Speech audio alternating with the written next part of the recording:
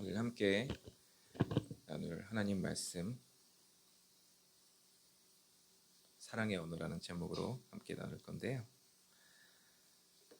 요한 1서 3장 23절에서 24절 말씀 함께 읽도록 하겠습니다. 그의 계명은 이것이니 곧 그 아들 예수 그리스도의 이름을 믿고 그가 우리에게 주신 계명대로 서로 사랑할 것이니라. 그의 계명을 지키는 자는 주 안에 거하고 주는 그의 안에 거하시나니 우리에게 주신 성령으로 말미암아 그가 우리 안에 거하시는 줄을 우리가 아느니라. 제가 최근에 드라마를 하나 봤습니다. 드라마를 하나 봤는데요. 평소에는 제가 이 장르를 별로 좋아하지 않습니다. 로맨틱 코미디 장르인데 제가 영화든 뭐 드라마든 로맨틱 코미디는 잘 안 봐요. 근데 최근에 본 작품이 이 작품입니다. 네, 이 작품인데 넷플릭스에서 지금 1위를 하고 있는 별 생각 없이 그냥 틀었는데 정신 차리고 보니까 12편을 다 봤더라고요, 제가. 네. 한 번에 그냥 다 봤는데 제목이 이제 이 사랑 통역되나요? 라는 이 사랑 통역되나요? 라는 제목의 드라마예요. 이게 남자 주인공 직업이 통역사인데 이제 한 언어만 통역하는 게 아니라 여러 가지 언어를 통역할 수 있는 사람이에요. 이탈리아어도 잘하고 일본어도 잘하고 뭐 영어도 잘하고 막 여러 언어를 잘하는 사람인데 이 드라마에서 이런 대사가 나옵니다. 세상에 다른 언어가 몇 개나 있는 줄 알아? 세상 모든 사람의 수만큼 있어 라는 대사가 나와요. 그러니까 모든 사람이 각자 다른 방식으로 의사소통을 하니까 사람들이 서로 언어를 잘 못 알아듣고 오해가 생긴다. 약간 그런 의미의 이제 대사예요. 실제로 보면 이제 주인공이 통역사라서 여러 가지 언어를 능숙하게 통역을 하는데 딱 하나 통역 못하는 게 있습니다. 그게 바로 여자 주인공의 사랑의 언어를 통역을 못하는 약간 그런 내용이에요. 여자 주인공이 마음을 어떻게 전달하는지 잘 알아차리지 못해서 계속 오해가 생기고 뭐 엇갈렸다가 뭐 가까워졌다 약간 이런 내용이 있는 그런 드라마예요. 아무튼 제가 이 드라마의 대사를 보면서 이런 생각을 했어요. 그럼 나는 과연 하나님의 언어를, 하나님의 사랑의 언어를 잘 알아듣고 있을까 하는 그런 생각을 했습니다. 그래서 과연 하나님께서는 어떤 방식으로 우리를 향한 사랑을 표현하실까 라는 생각이 들었어요. 그래서 좀 고민을 하기 시작했죠. 저는 부모님 모두 이제 크리스천이십니다. 소위 말하는 저는 이제 모태 신앙인데, 근데 사실 실제로 제가 하나님과의 인격적인 관계가 형성된 것은 대학생 때였었죠. 일본 성도님들께는 이제 말씀 안 드려서 잘 모르시겠지만 저는 이제 기독교 학교를 나왔어요. 신학교가 아니라 기독교 재단에서 이제 설립한 학교를 나왔는데 그래서 이제 학교에서 추구하는 게 되게 명확해요. 하나님의 뜻을 따른다. 우리는 거기에 분명하게 있거든요. 그래서 학교 가보면 딱 그 본관에 이게 붙어 있습니다. 가스 유니버시티라고 붙어 있습니다. 여긴 하나님의 학교다라고 이제 붙어 있어요. 그러다 보니까 이제 학생들 다수도 지금은 잘 모르겠어요. 제가 이제 다닐 때만 해도 다수가 크리스천이었어요. 그래서 한 전체 학생의 한 70% 정도가 크리스천이었는데 그러다 보니까 주변에 정말 믿음 좋은 사람들이 많았죠. 정말 많았어요. 반면에 저는 굉장히 게으른 날라리 크리스천이었습니다. 그래서 여러 생각들이 들었죠. 학교를 다니면서 거기다 제가 또 열등감도 많았거든요. 되게 열등감이 많은 성격이기 때문에 주변에 그 믿음 좋은 사람들을 보면서 굉장히 좀 부러워했어요. 나도 저 친구처럼 좀 은사가 있었으면 좋겠다. 여러 은사들 있잖아요. 예언하는 사람도 있고 통변하는 사람도 있고 또 더 부러운 건 이제 하나님과 굉장히 친해 보이는 사람들. 정말 부러웠어요. 하나님께 기도하고 찬양하는데 정말 거리낌이 없는 사람들.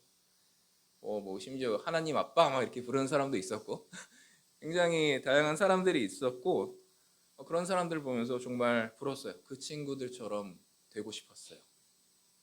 되고 싶어 하기만 했습니다. 저는 계속 되고 싶어 하기만 했는데 그렇게 살아가면서 이제 이런 생각을 했죠. 그때 학창 시절에 하나님 정말 위대하신 분이신데 정말 능력 있으신 분이신데 내 하나님은 아니신 것 같아. 나와 함께 하시는 분은 아닌 것 같아 라는 생각을 했었죠. 그렇게 이제 대학교 시절을 지내던 와중에 굉장히 이제 힘든 시기가 찾아왔어요. 저한테도. 저희 집 성도님들께는 제가 뭐 여러 설교라든지 이렇게 이제 나눔이라든지 공유를 드렸었는데 병에 걸렸었죠. 병에 걸렸는데 이제 치료 방법이 없대요. 치료 방법이 없다 그러고 가정적으로도 이제 막 약간의 불화가 있었고 또 매일 이제 막 프로젝트 하느니라 좀 시달려가지고 잠도 막 제대로 못 자고 이런 시절이었어요. 그러니까 신체적으로도 그렇고 심리적으로도 그렇고 영적으로도 굉장히 좀 바닥을 치고 있는 그런 상태였는데 그때가 되니까 비로소 제가 게으르던 제가 기도실을 찾아가죠. 기도실을 찾아가서 엎드려서 울면서 기도를 합니다. 하나님께 울면서 기도를 하는데 그때 기도 제목이 이거였죠. 하나님 저 버리지 마세요. 저를 버리지 마세요 라는 주제로 울면서 이제 기도를 했어요. 그때 갑자기 하나님의 임재가 강력하게 저한테 임하시면서 그 자리에서 이제 방언이 한 2번 정도 바뀌고 하나님께서 그때 이런 마음을 주세요. 내가 너와 함께 있다 라는 마음을 주시는 거예요. 그 순간에 이제 완전 바닥을 치고 있던 심령이 기쁨으로 이제 충만해지는 거죠. 그렇게 되니까 제가 그렇게 부러워하던 은사 하나도 부럽지가 않았어요. 그냥 하나님이 함께 계신다는 것만으로 너무 기쁜 거예요. 그때 이후로 저는 엄청난 믿음의 성장을 이뤘으면 좋았겠지만 그렇게 되지 않았습니다. 사람이 그렇게 쉽게 바뀌지 않더라고요. 사람이 그렇게 쉽게 바뀌진 않는데 다만 이제 그때 이후로 제 신앙의 방향이 좀 바뀌었어요. 항상 불안했던 마음이 있었는데 불안했던 마음이 서서히 이것도 바로 된 건 아니었고 서서히 이제 안정되기 시작했죠. 되돌아보면 하나님께서 저를 사랑하셨던 방식은 이것이었던 것 같아요. 그냥 묵묵히 곁에 머물러 주시는 것. 이게 하나님께서 저를 사랑하셨던 방식이었던 것 같습니다. 곁에 머물러 주시는 것은 하나님께서 우리에게 말씀하시는 강력한 사랑의 언어예요. 하나님께서는 누군가를 세상으로 보내시는 순간에 이렇게 말씀하세요. 내가 너와 함께 있을 것이다. 모세가 죽고 나서 여호수아는 이스라엘 백성들을 이끌게 됐죠. 한순간에 거의 한 200만 명에 이르는 사람들, 200만 명에 이르는 이스라엘 백성들을 이끄는 최고 지도자가 된 거죠. 중압감이 정말 장난이 아닐 거예요. 그냥 교회 목사님들도 그 중압감이 정말 장난이 아니라 하시는데 200만 명을 이끄는 리더면 정말 쉽지 않을 겁니다. 그때 하나님께서 여호수아에게 하셨던 말씀이 바로 이것이었습니다. 함께 읽을까요? 내 평생에 너를 능히 대적할 자가 없으리니 내가 모세와 함께 있었던 것과 같이 너와 함께 있을 것임이니라. 내가 너를 떠나지 아니하며 버리지 아니하리니 내가 함께 있겠다. 내가 모세와 함께 했던 것처럼 너와도 함께 할 것이다 라는 말씀을 하나님께서 하십니다. 하나님께서 여호수아에게 내가 너에게 어떤 능력을 줄 거야 라고 말씀하지 않으세요. 네가 어떤 적이든 무찌를 수 있는 무력을 줄 거야 라고 말씀하시지도 아니하시고요. 적을 일거에 소탕할 수 있는 지략을 뽑아낼 수 있는 지혜를 줄 거야 라고도 말씀하지 않으세요. 그냥 이렇게 말씀하십니다. 내가 너의 곁에 있을 거야. 하나님께서 우리에게 주실 수 있는 최고의 사랑을 담은 약속은 바로 내가 너와 함께 하겠다라는 이 말입니다. 사실 우리에게 다른 것은 필요가 없어요. 하나님께서 함께 해주시는 것만으로 충분하기 때문입니다. 그래서 하나님의 이런 언어를 우리도 배울 필요가 있어요. 우리 역시 하나님께서 우리를 사랑하시는 방식으로 사랑을 표현해야 합니다. 그래서 우리가 하나님께 기도드릴 때 어떤 방식으로 기도드리고 있는가를 생각해 보면 우리가 과연 하나님을 어떤 방식으로 사랑하고 있는지를 알 수가 있습니다.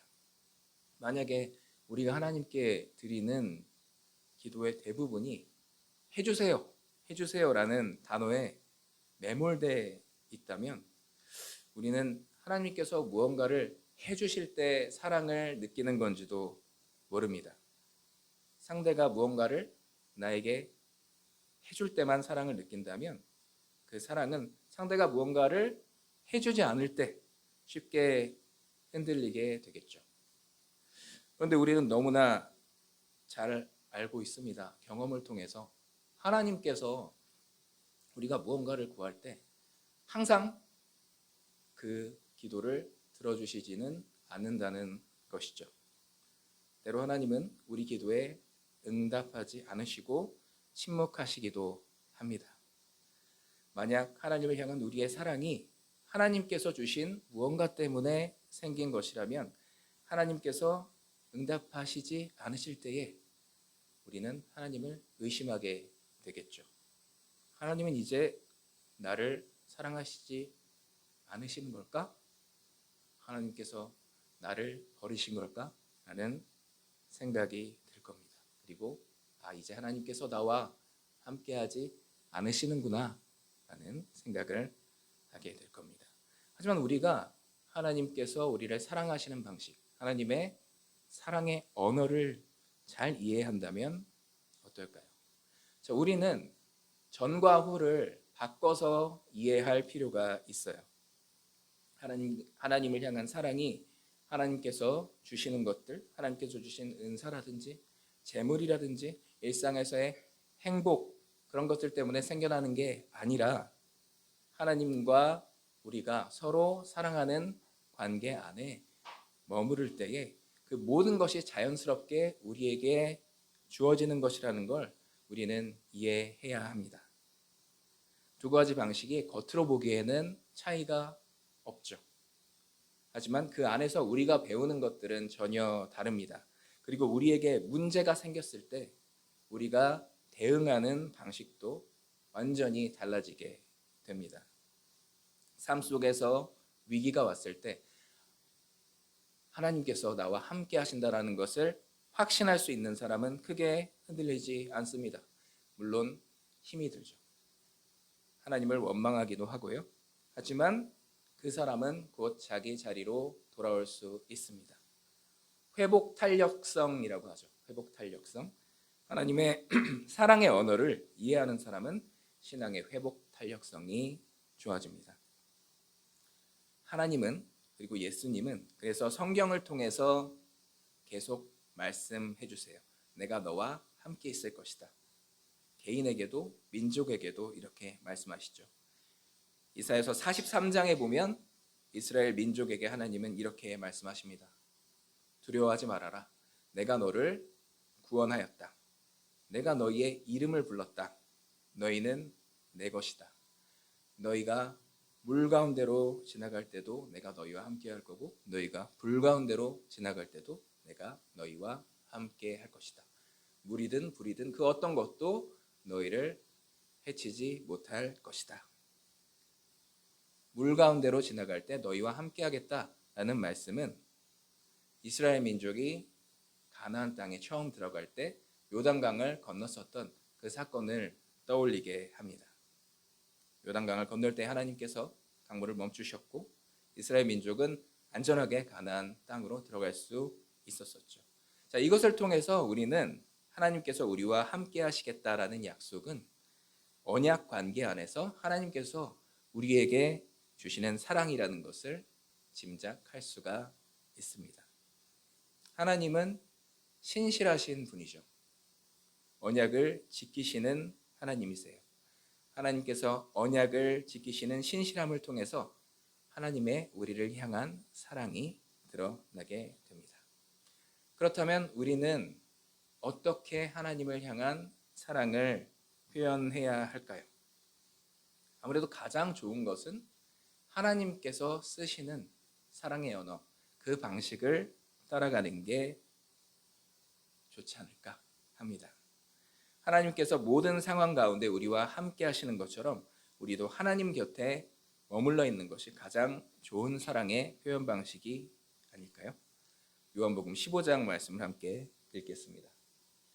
나는 참 포도나무요 내 아버지는 농부라. 물은 내게 붙어 있어 열매를 맺지 아니하는 가지는 하나님께서 그것을 제거해 버리시고 물은 열매를 맺는 가지는 더 열매를 맺게 하려 하여 그것을 깨끗하게 하시느니라.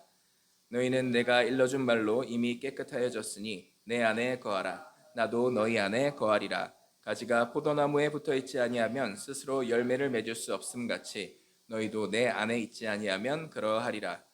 나는 포도나무여 너희는 가지라. 그가 내 안에 내가 그 안에 거하면 사람이 열매를 많이 맺나니 나를 떠나서는 너희가 아무것도 할 수 없습니다. 예수님께서는 말씀하십니다. 나는 포도나무고 너희는 가지다. 나무에서 떨어지면 가지는 살아갈 수가 없습니다. 그래서 예수님께서 이렇게 말씀하십니다. 너희는 내 안에 거해라. 너희가 내 안에 거하고 내가 너희 안에 거하면 너희는 열매를 맺을 것이다. 예수님께서 우리 안에 거하시고 우리가 예수님 안에 거한다라는 것은 무엇일까요? 바로 예수님의 사랑의 표현입니다. 내가 너를 사랑하는 것처럼 너희도 나를 사랑해다오. 어떻게 해요? 내 안에 머물러라. 자, 요한복음 15장 9절에서 10절 말씀도 같이 읽도록 하겠습니다. 아버지께서 나를 사랑하신 것 같이 나도 너희를 사랑하였으니 나의 사랑 안에 거하라. 내가 아버지의 계명을 지켜 그의 사랑 안에 거하는 것 같이 너희도 내 계명을 지키면 내 사랑 안에 거하리라. 자, 하나님과 예수님은 삼위일체세요. 우리는 비록 그 방식을 이해할 수는 없지만 하나님과 예수님은 한 분이시면서 또 세 분이시죠. 하나님과 예수님은 가장 완벽한 형태로 함께 거하고 계시다는 것을 우리는 짐작할 수가 있습니다. 하나님의 예수님을 향한 지극한 사랑 역시 우리는 이것을 통해서 알 수가 있어요. 그리고 예수님은 이렇게 말씀하십니다. 하나님 아버지께서 나를 지극히 사랑하시는 것과 같이 나도 너희를 지극히 사랑한다. 그러니 내가 아버지의 사랑 안에 거하는 것처럼 너희도 나의 사랑 안에 거해라 하고 말씀하시는 겁니다. 우리가 지극한 사랑의 관계 안에 있자라고 말씀하시는 예수님의 우리를 향한 사랑 고백인 것이죠. 구약부터 이어져 내려온 그 절절한 사랑 고백은 예수님을 통해서 완성이 되는 겁니다. 예수님을 지칭하는 예언을 통해서도 우리는 그 사랑을 짐작을 할 수가 있습니다. 함께 읽겠습니다. 보라, 처녀가 잉태하여 아들을 낳을 것이요 그의 이름은 임마누엘이라 하리라 하셨으니 이를 번역한즉 하나님이 우리와 함께 계시다 함이라. 예수님 그분 스스로 하나님께서 우리 하나님의 백성들과 함께 하신다는 증거가 되셨습니다. 여러분, 그래서 우리는 하나님께서 우리에게 말씀하시는 사랑의 언어를 이해하고 그 사랑에 응답해야 합니다. 어떻게 응답한다고요? 주님 안에 머물러 있으시면 됩니다. 그런데 우리가 주님 안에 머물러 있는 것을 굉장히 싫어하는 자가 있습니다. 그게 바로 사탄이죠. 아담의 때부터 사탄은 하나님과 우리의 관계를 단절시키기 위해서 갖은 노력을 다했어요. 그리고 그 노력이 성공했죠. 사람에게 무엇을 줬을까요? 사람에게 죄를 줬습니다. 아담과 이브가 죄를 지음으로써 하나님과의 관계가 끊어지게 되죠. 영원히 에덴 동산으로부터 추방당하게 되고요. 그 이후로도 사탄의 목적은 단 하나입니다. 우리와 하나님의 관계를 끊어버리는 거죠. 바로 죄를 통해서 말이죠. 죄가 있으면 하나님을 볼 수 없다는 것을 사탄은 너무나 잘 알고 있기 때문입니다. 그런데 우리는 어떤가요? 우리는 매일 죄를 지으면서 살아갑니다. 그러면 우리와 하나님의 관계는 매일 끊어지는 거 아닌가요? 근데 하나님께서 우리에게 우리의 죄로 인한 문제를 해결해 주셨습니다. 하나님 스스로 우리 죄의 값을 대신 치러 주심으로써 그 문제를 해결해 주셨어요. 바로 하나님의 그 사랑 덕분에 우리는 하나님 앞에서 더 뻔뻔해질 수가 있습니다. 우리의 죄를 생각하면 우리는 절대 하나님 안에서 머물러 있을 수 없습니다. 하지만 하나님께서 우리 죄값을 치러 주셨기 때문에 우리는 하나님께 붙어 있을 수가 있습니다. 이걸 가장 싫어하는 자가 사탄이라고 말씀드렸죠. 그래서 사탄이 우리를 넘어뜨리기 위해서 아주 잘 활용하는 방식이 바로 죄책감입니다. 이렇게 더러운 내가 어떻게 하나님 앞에 설 수 있겠어? 하나님도 나는 싫어하실 거야 라는 생각을 들게 만드는 거죠. 그런 생각이 들 때 우리는 당당하게 외칠 수 있습니다. 예수님께서 이미 나의 죄값을 치르셨어. 나는 그래서 예수님께 속한 사람이야. 그리고 뻔뻔하게 우리는 하나님께 다시 돌아올 수가 있습니다. 하나님께서 여러분을 붙잡아 주십니다. 자, 그런데요, 우리가 하나님 안에, 하나님의 사랑 안에 머무르기 위해서 해야 할 일이 하나 더 있습니다. 오늘 본문 말씀인데요, 같이 다시 한번 읽도록 하겠습니다. 그의 계명을 지키는 자는 주 안에 거하고 주는 그의 안에 거하시나니 우리에게 주신 성령으로 말미암아 그가 우리 안에 거하시는 줄을 우리가 아느니라. 주 안에 거하려면 무엇을 해야 한다고 나와 있나요? 계명을 지켜야 한다고 나와 있습니다. 이 계명이 무엇일까요? 율법일까요? 그게 아니라 여기서 말하는 계명은 요한복음 15장에 예수님께서 말씀하신 그 계명이죠. 같이 읽겠습니다. 내 계명은 곧 내가 너희를 사랑한 것 같이 너희도 서로 사랑하라 하는 이것이니라. 예수님께서 말씀하신 계명은 예수님께서 우리를 사랑하신 것 같이 우리도 서로 사랑하라는 것이죠. 요한복음 15장에서 드러나는 관계가 두 가지 있어요. 하나님과 하나님, 백성의 관계, 그리고 하나님, 백성들 사이의 관계. 하나님과 하나님, 백성의 관계는 째다카라는 단어로 설명할 수가 있겠고, 하나님 백성들 사이의 관계는 미슈파트라는 단어로 설명할 수가 있습니다. 예수님께서 말씀하신 영생을 얻는 방법, 마음을 다하고 목숨을 다하고 힘을 다하고 뜻을 다해서 하나님을 사랑하라. 그리고 또 내 이웃을 내 자신과 같이 사랑하라. 이 성경 말씀의 핵심 진리가 요한복음 15장에 표현이 되어 있는 거죠. 그래서 우리는 하나님과 우리의 관계에도 충실해야 되고 우리 주변에 있는 우리 이웃과의 관계에도 충실해야 합니다. 그리고 이웃과의 관계에 충실하기 위해서 우리가 유념해야 될 것이 있습니다. 요한일서 3장 18절 함께 읽도록 하겠습니다. 자녀들아, 우리가 말과 혀로만 사랑하지 말고 행함과 진실함으로 하자. 우리가 서로 사랑하는 것을 행함으로 하자. 이웃을 향한 사랑에는 행함이 동반이 돼야 합니다. 요한은 요한일서에서 이렇게 얘기했습니다. 우리가 세상의 재물을 가지고 있는데 형제 자매의 궁핍함을 보고 외면한다면 어떻게 하나님의 사랑이 그 안에 머문다고 할 수가 있겠습니까? 라고 요한은 얘기해요. 요한은 주변에 가난한 형제 자매를 구제하는 것을 예로 들었지만 그 외에도 많은 방식의 행함이 있을 수 있습니다. 바울은 고린도전서에서 형제 자매를 향한 사랑이 어떤 형태로 드러나는지 이야기했죠. 사랑은 오래 참는다. 사랑은 온유하다. 시기하지 않는다.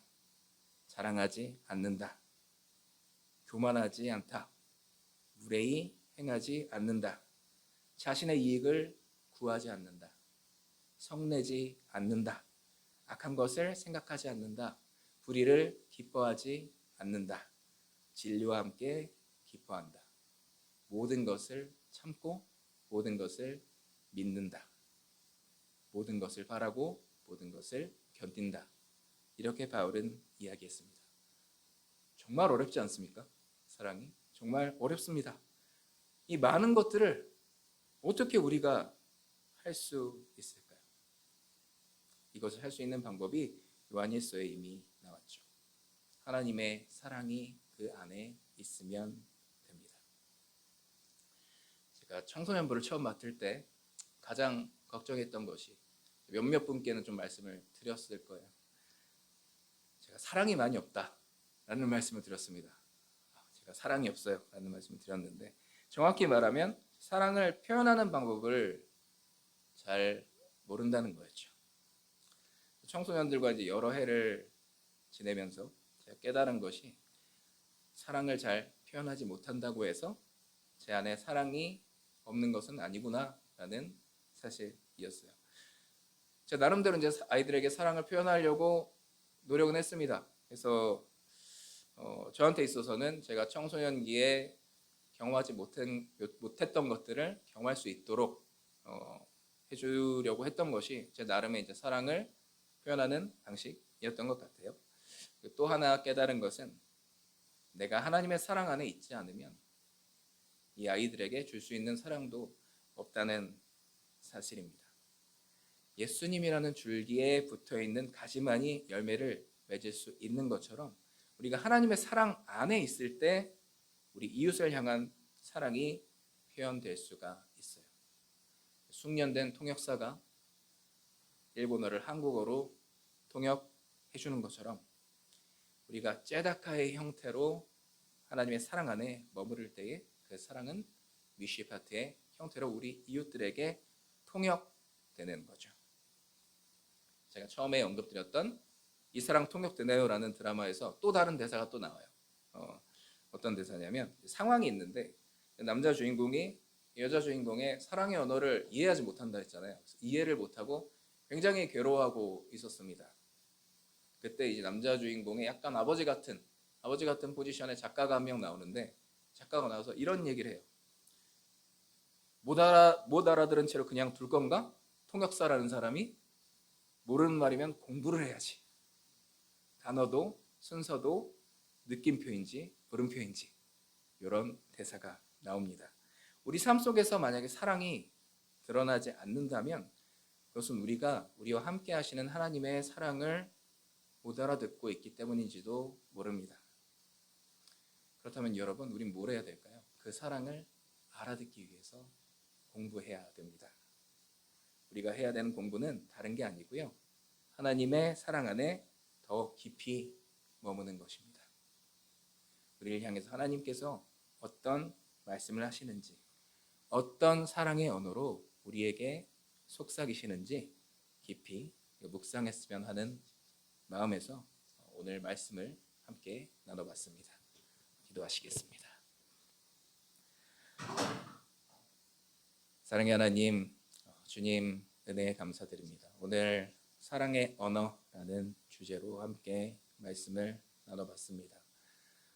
하나님께서는 항상 저희와 함께 계심으로써 저희에게 하나님의 사랑의 언어로 말씀해주고 계신데 우리는 뭔가 다른 사랑의 언어를 바라고 구하면서 살아왔습니다. 그리고 저희가 바라는 형태로 하나님의 사랑이 표현되지 못했을 때에 우리는 좌절하고 절망하고 하나님께 원망하기도 했습니다. 하지만 하나님, 저희가 하나님의 사랑의 언어를 알고 하나님의 표현 방식을 알고 하나님께서 얼마나 우리를 사랑하시는지 그 지극하시고 깊은 사랑을 알기를 원합니다. 그리고 그 사랑 안에 저희가 머금과 동시에 우리 주변의 형제들에게 우리 주변의 자녀들에게 그 사랑을 우리가 통역하고 표현할 수 있기를 원합니다. 하나님 함께하여 주시옵소서. 하나님께서 말씀하신 것처럼 성령께서 저희와 항상 함께 계실 때에 하나님의 사랑이 우리 안에 있는 것을 저희가 알고 있사오니 주님 끝까지 함께하여 주셔서 주님의 사랑으로 기뻐하며 찬양 드릴 수 있는 그런 저희의 매일매일이 될 수 있도록 끝까지 함께하여 주시옵소서. 살아계신 예수 그리스도의 이름으로 기도드립니다.